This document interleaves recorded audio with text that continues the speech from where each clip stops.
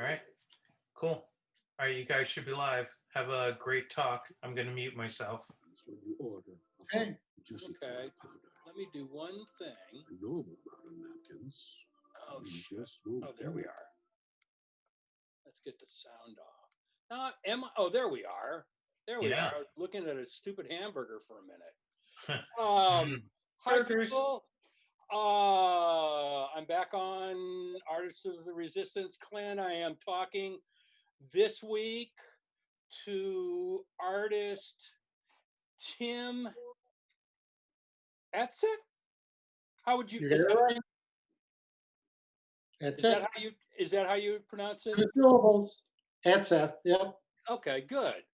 Because everybody just completely always destroys my name. So Yeah. I'm just really very cautious. So before the show, we were talking about you getting to SMU, and we'll not hash over old stuff.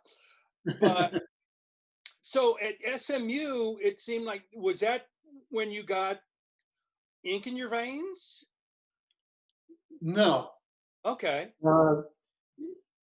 Like I was telling you earlier that I was from Syracuse, New York, and after high school, I went to Syracuse University, and to help my parents with tuition, I got a job at the daily newspaper in Syracuse as a copy boy. Okay. And throughout college, I worked at the paper. That was in 1965, and during that transition period, I would come back for breaks in summer, and made my way into the art department. Okay. Started with retouching photographs and laying out feature pages, designing feature pages. Now, this is back when there was hot type, so Right, it was a while back. So when I graduated from Southern Illinois in Carbondale, I had already found a job there. First, I was looking at jobs at Southern, and Kansas City had Hallmark, and Hallmark was interested. I went up to Chicago, looked at a couple agencies, and I love Chicago, but this was the '60s, so it was kind of an upside down world back in 65. Mm-hmm. They closed down in 65, 66, 67, 68. The protests were getting hot. In 1970, the year I graduated, it was really hot because that was Kent State, and they closed down the university. Yeah. And the draft had just started. Now one of the greatest motivators in the world is the smell of your own blood, and I felt at that point, not knowing what my future would be, as far as Vietnam goes, that I'd be better going back to Syracuse and see how things would work out. For me, it worked out relatively well because my number was like 228. It's a number you don't forget. No, mine, I was in the last year and it was 324. So yeah, I knew it wasn't, there was no way in hell that. Right. But now I was back in Syracuse, but that whole period at the end of my years at Southern were pretty active with protesting. Right. And Southern was pretty hot back then. No, I remember hearing it when I lived in St. Louis on the news about something happened at at Carbondale all the time. Yeah, the National Guard were down there, the state police. It was a crossroads for the SDS, Black Panthers, Freddie Hampton, and all that stuff was going on. So it was a kind of roiling up of emotion. So anyway, I went back to when I was back in Syracuse. They offered me a full-time job, which I took, and I kept that for 46 years. Yeah, I know. You just So that's a long. I mean, you're like, I mean, my ex is still where she's been for 35 years. And, that's just unheard of nowadays of people Sure. and staying put like that. But that was always, I mean, my dad never even left St. Louis. He lived his whole life. He went to Fulton for college at Westminster, but other than that, he lived his whole life in St. Louis. So, yeah. So working at being a journalist and working at the paper was allowed me to do some of my my creative work. I moved through the art department to become art director and design director. So I was always involved with, making the news Mhm. and putting it out and making presentations and redesigning the newspaper Sure. all the time. But concurrent to that, which goes back to my days at Southern, uh, I had done a few political cartoons for the Daily Egyptian, the school newspaper. Back then, the issues were more the 10 o'clock curfew for girls in the dorms, which seemed kind of crazy given what was going on then. Yeah. But it allowed me to do that, and I work at the newspaper with doing news illustrations, uh, caricatures, and straight illustrations of political figures. And it was a good grounding. And I wanted to do some political cartoon work. I never asked for things at the paper. I kind of just did them. And maybe that's the artist, that part of my brain didn't follow the regular stricture. Um, but they let me do some political cartoons, and so I did cartoons from Nixon through Reagan. And by that point, I was being promoted to the managing editor of the newsroom. So I had to put that stuff to sleep for a while. So I was running. I ran a newsroom for a couple decades, and left the newsroom in 2006. We had two newspapers, a morning newspaper and an afternoon newspaper. I was the managing editor of the afternoon newspaper, and they put that one to sleep. Yeah. So it became part of the morning newspaper. And once you run something by yourself, like a newsroom, you have a culture that you build, Right. Yeah. and it wasn't a good fit for me to be competing with other people that were running a different newsroom. Sure. I asked, so I'd like to leave. You don't have your pants on. Yeah, I do. We were just talking about that. Short. Anyway, I asked, let me leave the newsroom, and I'll start another revenue stream for the newspaper. And I started 3 magazines: a regional magazine, a sports magazine, and a business magazine. And I did those until 2011 when the squeeze really started to happen. Yeah. And I build things. I don't uh, take them apart, and I don't take apart the things that I built. Right. Well, I said, time for me to leave the stage after 46 years. So I put in my time, had a good time. Absolutely. So I allowed other people to do what they could do. So now, so political. So how did it start? Why did they think, or why did you think you were going to be do political cartoons when you start when you were still in college? I was what you always doodled or what? I'm just curious. Yeah, well, I was a juvenile and a little bit of a delinquent in Okay.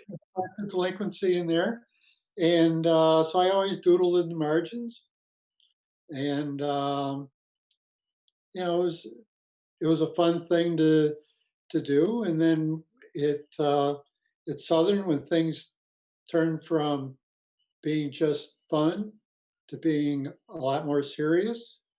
Uh, Political commentary, felt natural to me. And at the same time, I had this as a painting major. Uh, I had a stream of existential work.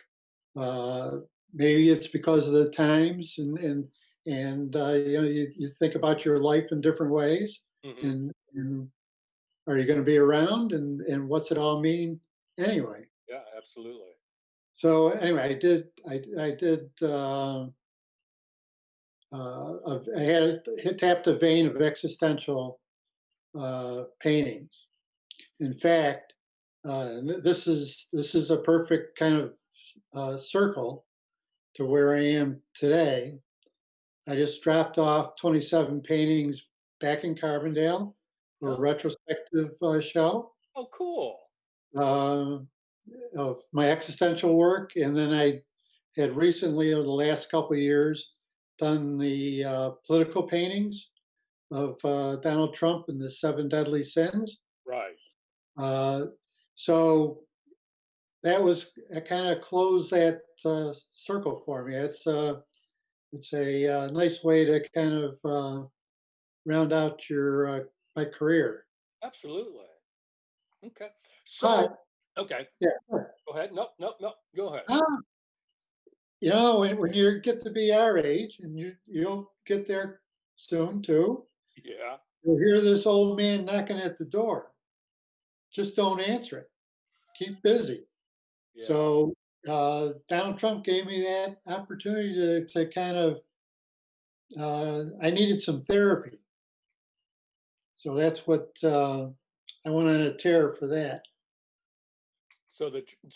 Yeah, I mean, so the Trump painting started out as therapy for yourself, just needing to feel an out Yeah, and, and kind of this angst from back doing political cartoons and all that, and just really right, feeling a need to let that out again. right. Well, I had done, 3 or 4 that I just did because I wanted to get something out. Hmm. And then I just put them on Facebook or whatever, and people would kind of respond to them. But I did them just, you know, like I said, for therapy.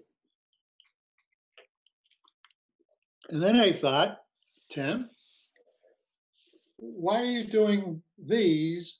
Why don't you do something a little more extraordinary rather than ordinary? And so I thought of this Seven Deadly Sin series back in 2016, 17. And I started painting one. And then I said, well, how are you going to get this to myself? How are you going to get all these into one painting, these seven sins? So I thought about a different approach. And I said, why don't I just take the seven sins, do one introduction painting that introduces the seven sins. Uh, the gluttony, greed, lust, sloth, wrath, vanity, and envy, uh, and just slice those off. So each one is 4 foot by 5 foot, and I thought putting seven separate ones together uh, in one spot, the gestalt of having seven instead of one would have much more impact, and each one is supported by Trump's own words. Absolutely. Yeah. You don't have to go much further than that, No, you uh, don't. and it just worked out really well. So I had a show in Washington at the Center for Contemporary Political Art, Right. these, and then I just had one here at Art Rage Gallery in Syracuse that just closed a week ago. And then I took all them and my other paintings to Carbondale for a show that begins on the 3rd through February 11th, I think. Okay.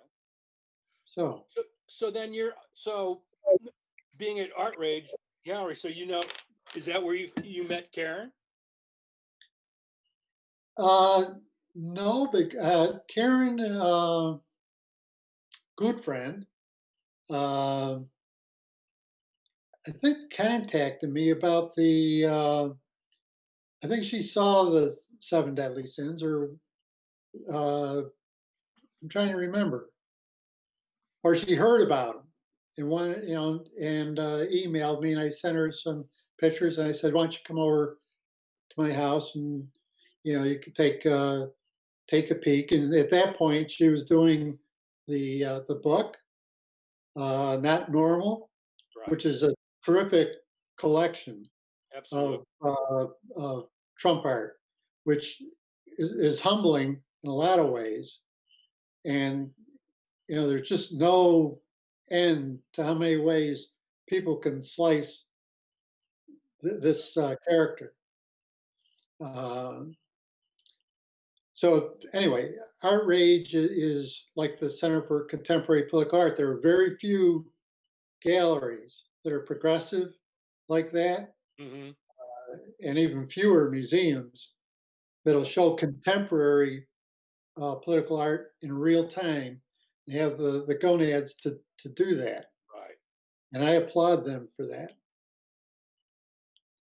Yeah. No, that's it. No, that's always important. I know. Yeah, it's always interesting. Although I think around this time, I mean, we've had a lot of opportunities just because of the season that we probably wouldn't have had, a couple years ago. But Yeah, yeah. And it took a while for some galleries to even consider the Trump art, and it was uh, there's this there's some that are very fine artists, and some that are very cartoony.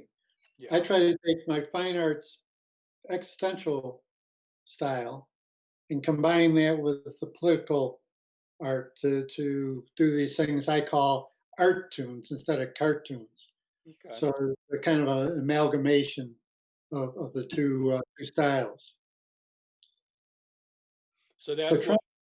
Trump, 4 years of being assaulted in a handmaiden's re-education camp um, is maddening enough.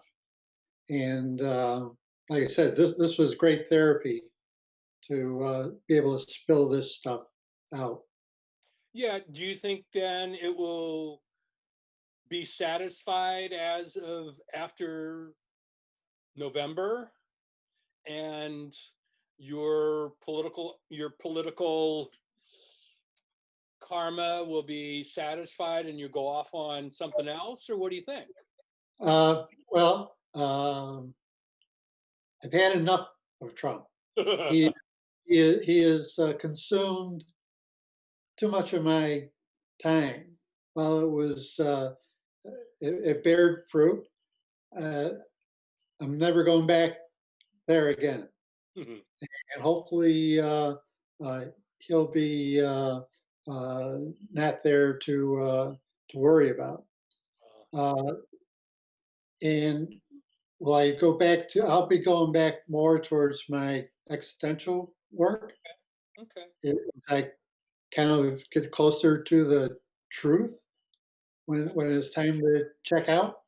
Right. Uh, You're so getting I more, always you're, search.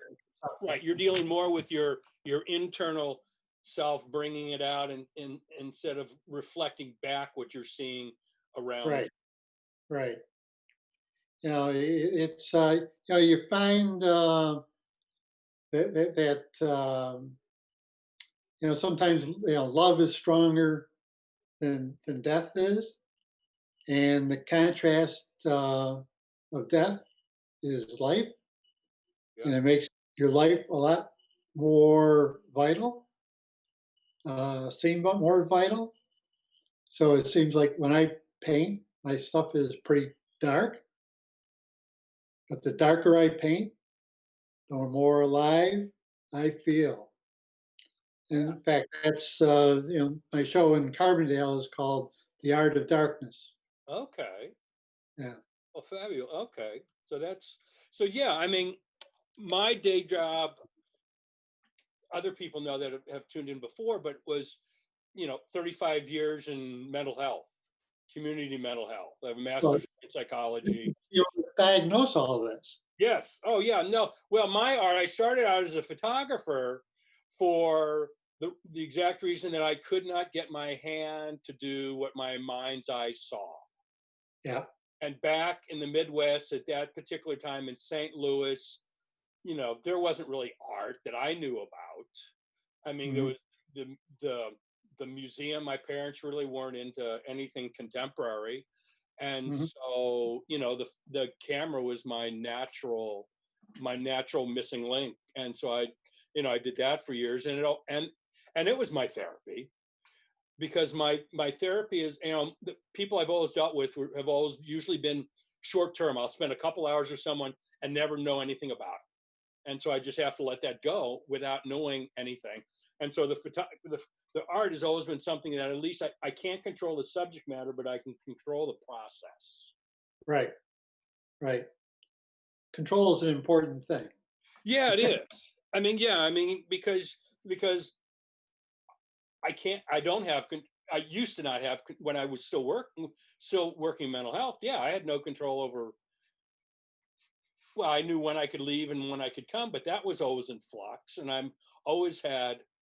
I mean, I remember a long time ago carrying two pagers and then two cell phones, one for work and one for me, or two for work, or So I mean, it was always 24/7. So it must have been similar some way that in the news business, just because of the nature of what's going on. Uh-oh. What happened? I don't know. We lost you. You did? Yeah, I just see me now. Oh, Uh-oh. Julian, wait a minute. Oh, I just see your. Oh, there you are. here I am. There you're back. But yeah, I mean, no, art has always been therapy. I always I've always worked with issues that I work with through work.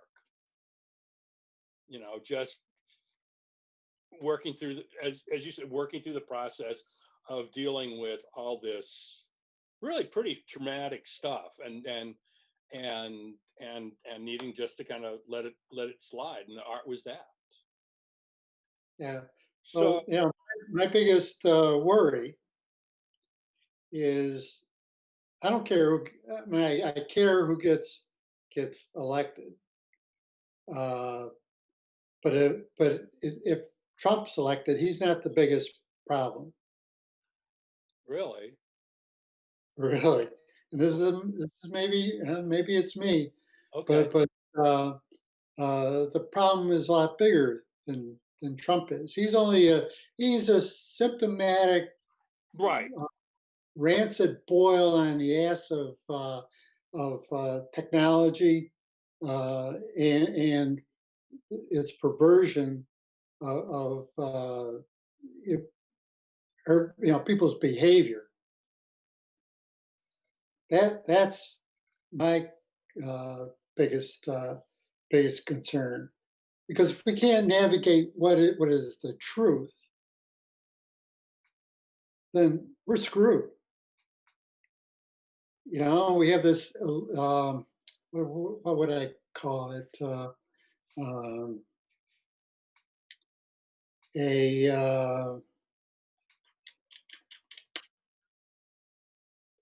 Some sort of an illusion, an essence of an illusion, where we have a dystopia and a utopia existing concurrently. Mm-hmm. We're politically polarized, and the technology and social media is driven by keeping it that way. The more attention, the more money. The more money, the more attention. And it builds and builds until we split even further into two camps. That's a hell of a bigger problem than Donald Trump. He's just a symptom of a deeper issue that's unchecked. No, you're right. He's allowed the underbelly to see themselves as normal Joe and Right. give credence to all this crap. Worse, it used to be just the underbelly. It used to be the people that crawled out from underneath the rocks. Yeah. Now it's your average Joe. And that's your so average Joe and Jane Yeah. that are split for, it's like they're under a spell uh, of this messianic Faustian figure. And, Trump, who's a deal maker, like Faust, is going to find out that maybe that deal's not going to work out so well either. No, I don't think he. No, I don't think he really saw himself as ever winning. He just wanted it to rebrand himself because other things were going out. Were going out, and so he was just looking for a new con. Mm-hmm. Yeah, and the fact that he's so shameless, I really tried. When I did these 7 deadly sins, I really tried to find some virtue somewhere. The temperance, the charity, the chastity, the diligence, the humility, the patience, and the kindness. I couldn't find it. No, Nowhere. None. Zero. Zip. Nada.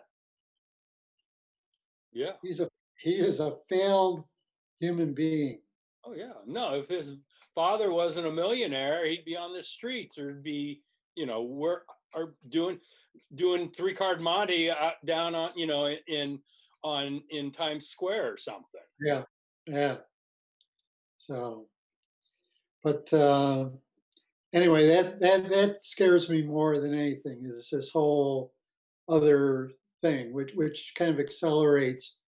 The older you get, the faster you want to paint. Right. Time is not on my side, and like I said, keeping busy is the best way to keep that old man from Absolutely. coming in the door. Yeah. Yeah. No, I mean, that's what I love. I mean, I source all my stuff at the flea market. I'm walking around the flea market at least, 5 to 7 days a week. And, doing a really, getting a decent, couple mile walk and then out in the fresh air for a while. And then I get back and yeah, it's just, Well, what you do, uh, from what I've gathered and looking at your work, is curating ordinary stuff, Right. and that I do a lot of that too.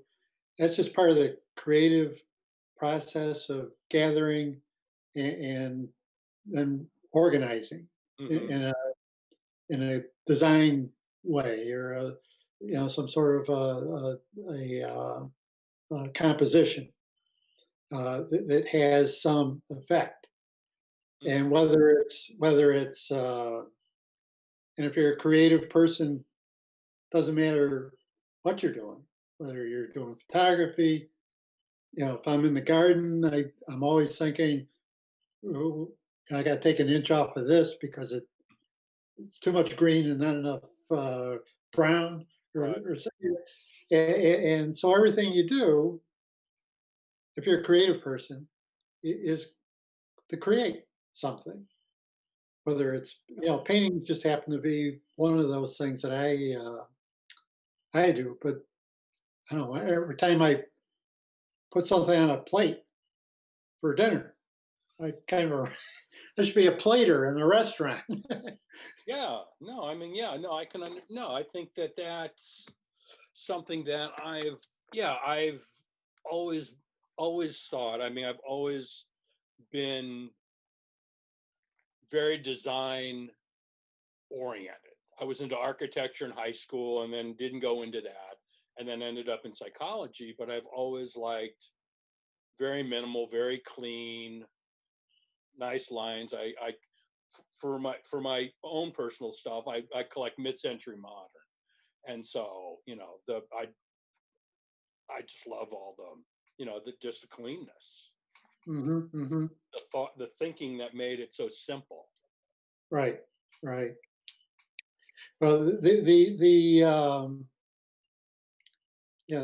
thing about whether it's art or whatever you're doing or whatever I'm doing is the response that it evokes.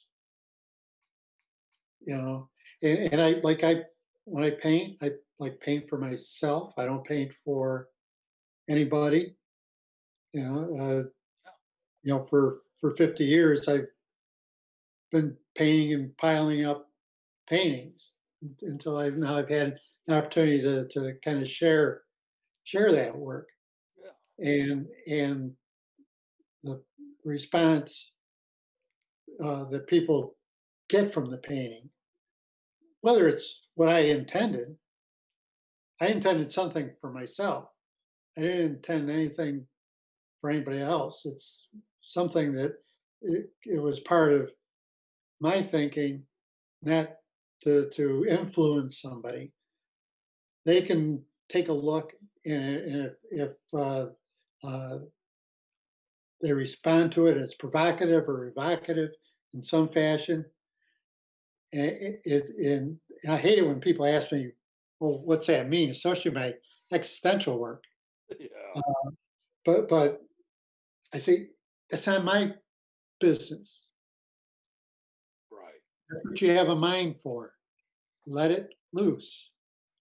You'll Yeah. find something, and if you don't, then go somewhere. Look at something else that does that for you. Yeah. Uh, No, absolutely. I mean, that's part. I think that's part. At least with me and my art is just trying to get people to look at something just a little off. A little off register. So right. they just move just enough to say, oh, that means, oh, you're dealing with this, and then all of a sudden it opens the door. Hmm. No, that's always important. Right. I never like pretty pictures. Right. Me. Yeah. It's like I could do that, but I choose not to. Right. Exactly. Unless I'm doing, family portrait or something. Nobody wants my blood and guts paintings hanging in I their can kitchen. understand why. Um, but and it's a way to deal with whether it's frustration or it's some deep pain to cope with. Like I lost uh, my wife in 1999. Uh, it was a horrible. It was a privilege to take the journey with her, uh, but it was a horrible experience to uh, to have to do that. Your world gets very small, Yeah. and you think more existentially. It becomes more visceral, more real. That we are here temporarily. We're just passing. We're all passing through. Yeah. It's just a And, blip. right. Yeah. Uh, but when you sometimes when you do art, if you leave something behind, maybe that's rather than just your memory. That's maybe has something because it just supports that fact. Okay. I can't, from your website, I don't remember. Do you have any kids? Yeah, Okay. I got remarried. I've got uh, my wife Peggy has had 3 children, and I had 2. Now we've got 12 grandchildren. Like We, it sounds like the Brady Bunch. you're right, but they're all over the country. So that Cool. Okay. up until last year, we were always traveling around and doing things. Yeah, I can imagine. Yeah, this is. Yeah, I mean, this is. I had all kinds of plans for this year that all blew up. But that's what I was really when Karen found me. That's what was kind of threw me a lifeline that this stuff was going to be seen at least somewhere. Somewhere, right, right, At least it was going to be in a book that was going to be around if if nowhere else. right. One of my when I think of uh, the repurposing, all that work I did for the 7 deadly sins, it's got a shelf life like all real time contemporary art, Hmm. uh, and then it's going to disappear for a while. Uh, but at some point, somebody's going to look back in history and see what the voices were Right. in real time and dig those up. Now, museums will do that. They'll dig up art from the Vietnam era, but it's usually 20, 50 years after the artist is dead. Rather again doing it in real time when there are people really responding positively, positively or negatively. Now, the show I had in was involved with at the Center for Political Contemporary Art in Washington. Had 3 artists: uh, Jim Bowden, without the M in front, and he was from South Carolina, and Julian Raven. Julian Raven was a pro-Trump Okay. artist, and I had encouraged them to try to Yeah.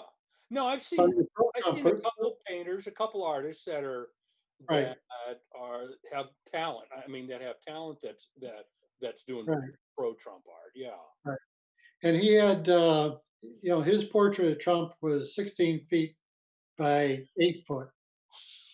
It was kind of Stalin-esque in its portrayal.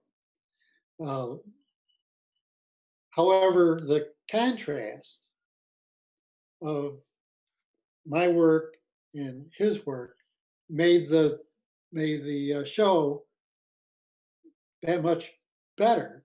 Oh yeah. People got exposed to two two things, and we got along famously. Um, you know, he he he appreciated what I did. I kind of appreciated At least what he's a nice guy anyway. he right. He's very interesting guy, and uh, at the center they did they had kind of a mediation session. They brought in a facilitator Oh, cool. with with the three artists to talk about where we could find common ground. And there was plenty of things that we agreed with until it came to the person. When it came to just talking about Trump, the human being, that's when everything fell apart. And you know, his feeling was that God told him that he was the chosen one, and I said, "Well, how did you know what you heard was from him and not from him?" And he stopped for a minute and you know, paused, but he was very uh, uh, devout in his support, Yeah. and I appreciate if somebody's going to believe that, that's fine with me. I'm not there to proselytize or try to change their mind. People have to change their own minds. Yeah. But but we still need to have somebody with a mind. That's true. Well, that gets me back to the other Right. the other thing. So so it all that settles back to mental health, and that's why you should get back. You could probably make a ton of dough. Oh, I'm tired of dealing with other people's problems, you know. And mine, I mean, it wasn't really. I mean, I dealt with adult sex offenders. I dealt with, you know, the inpatient psychiatric hospital in our local county jail. I spent 6 years at, Hmm. and 10 years in drug court, and you know, that's. I That mean, could I be never, really I never had, I never did therapy for the, uh, bored housewife, bored housewives, because that wasn't anything like the art. That wasn't anything that interested me. What interested me were the people that were kind of on the edge right. that most people just didn't bother with. And And it I, was a rough.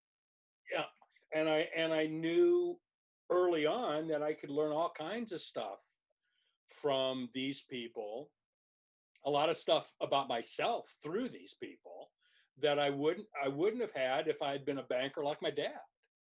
Uh, So what'd your dad do? my dad emigrated to the United States in 1920 Okay. from Macedonia.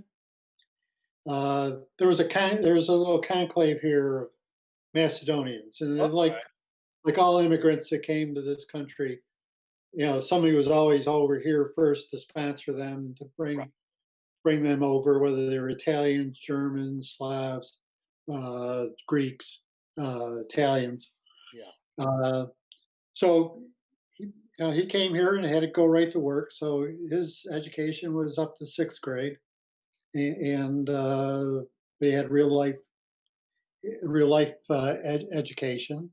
He ran a little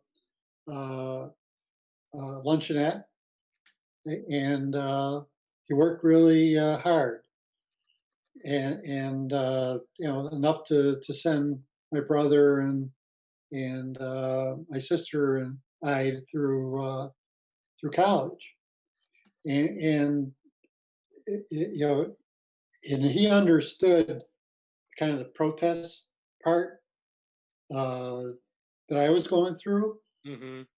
uh, because you know, one of the reasons people were leaving Europe at that time in droves is they were being used for cannon fodder, or you know, it was the war of the week.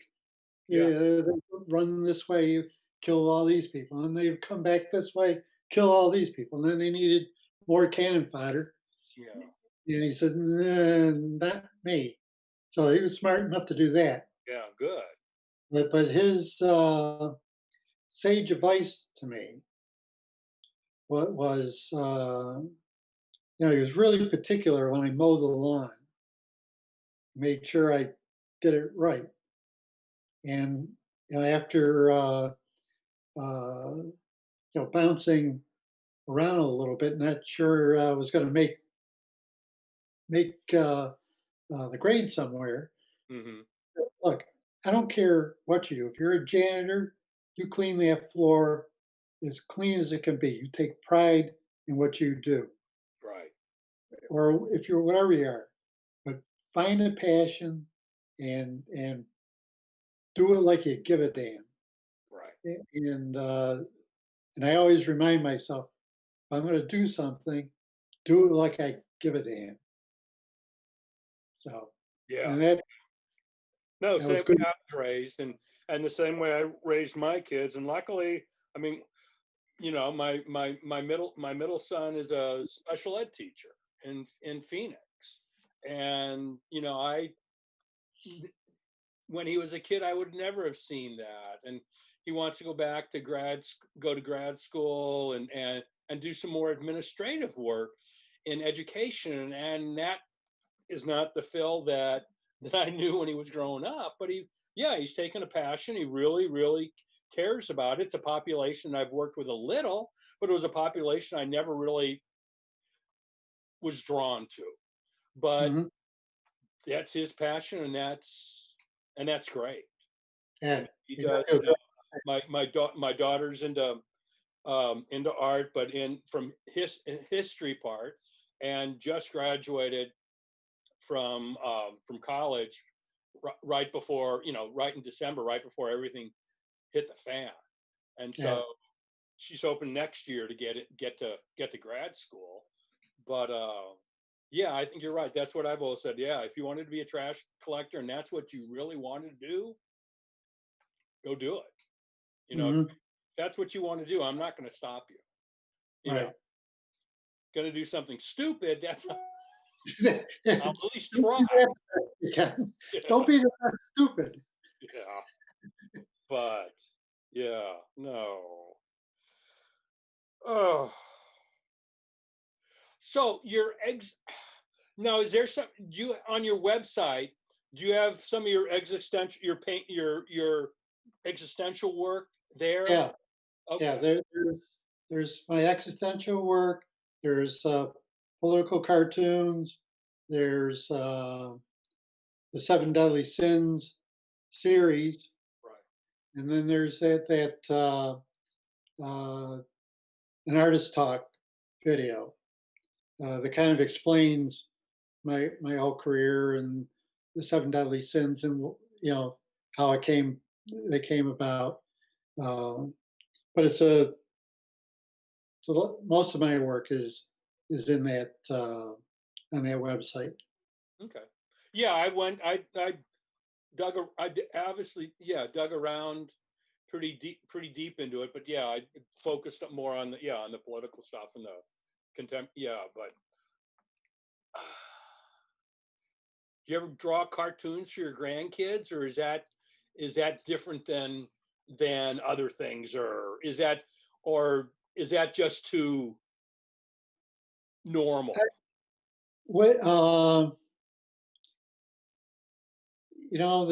my daughter stopped asking me to do something for her.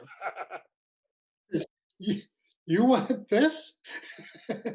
And Peggy's kids are asking me to do something.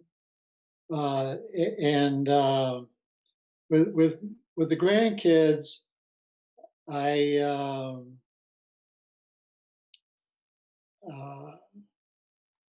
when I'm alone with them, I'll I'll I'll set it, give them a direction, and let them go rather than because that's when right now they're 6, 7, 8, 9 years old. 5 years old, and this is when they're the most creative. Right. This is when nobody's telling them, don't do that. Stay in the lines. Yeah. You know, they color outside the lines. They color on the wall. I said, good, go. Yeah. It'll wash off. And you know, it's nothing's worse than a creative killer than somebody telling some little kid, stay in the lines. Don't go outside the lines.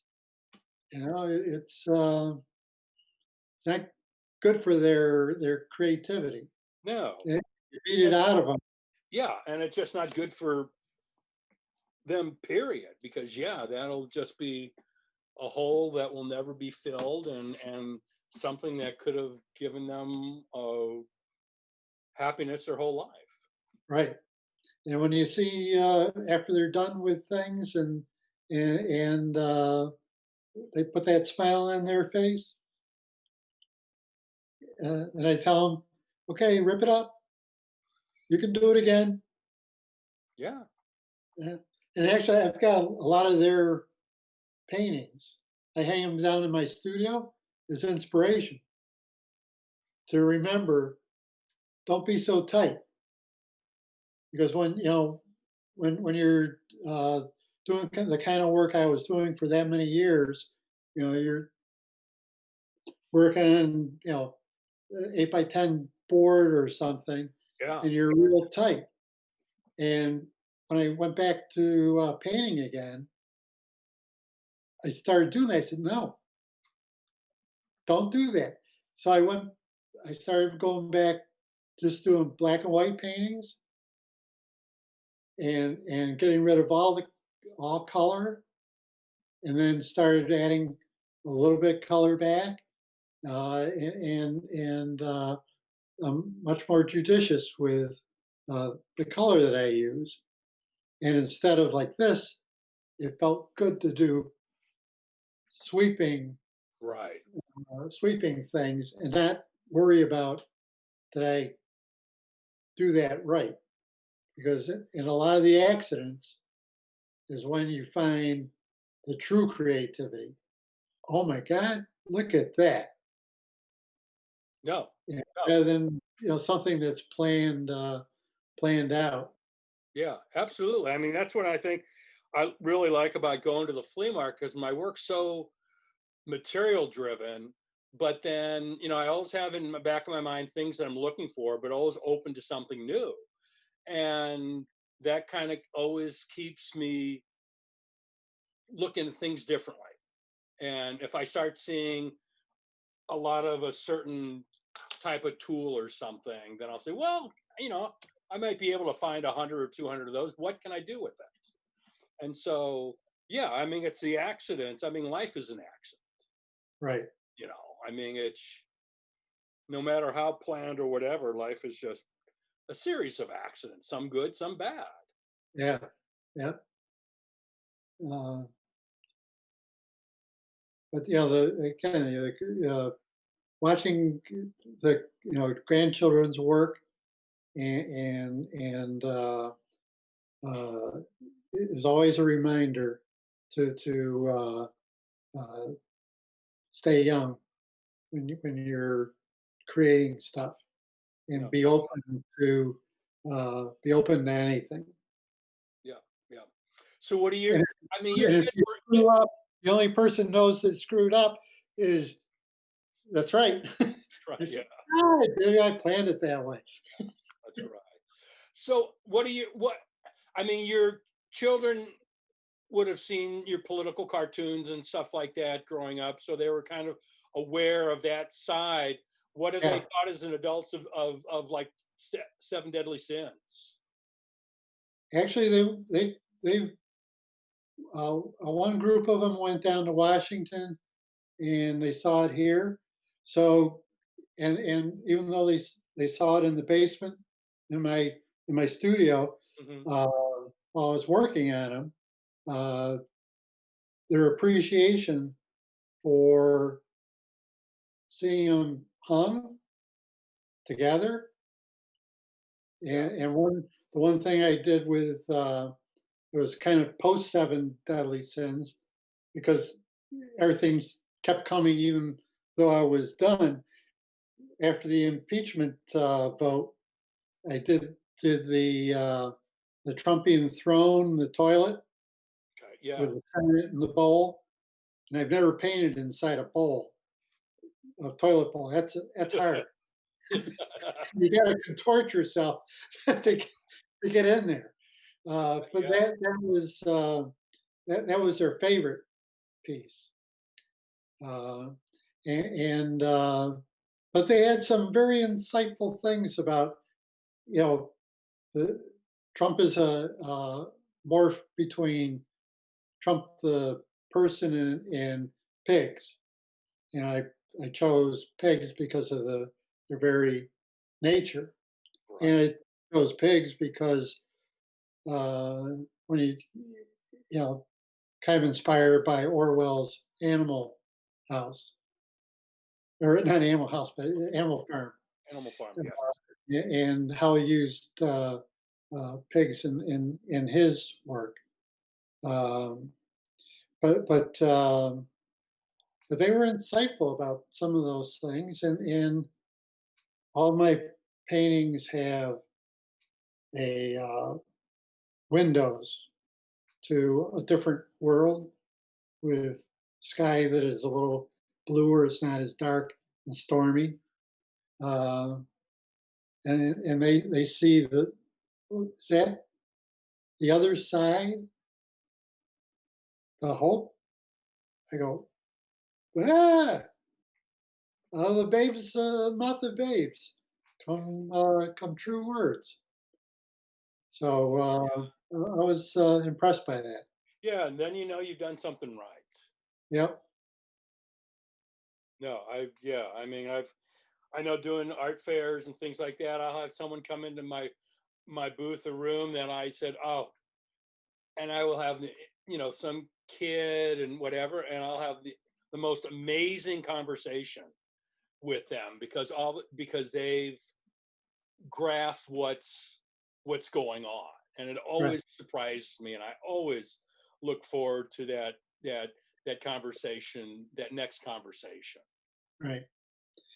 And they're the ones I'm the most worried about because of, again, technology and how it can change your brain Right, physiologically, right, to think in ways that the brain was not meant to think in, and not be able to reason, lose the reasoning part of your brain to say this is right and this is wrong, this is true, this is false, this is a black hat, this is a white hat. yeah. You know, it's very complicated. It can be very complicated for them, and I'll be dead and gone by the time they're at the point where it's really going to affect them in some fashion. And hopefully, that, someone will figure out um, how to harness technology for uh, good rather than greed. Uh, and the other thing that I worry about is, this constant rap on being a journalist, the fourth estate.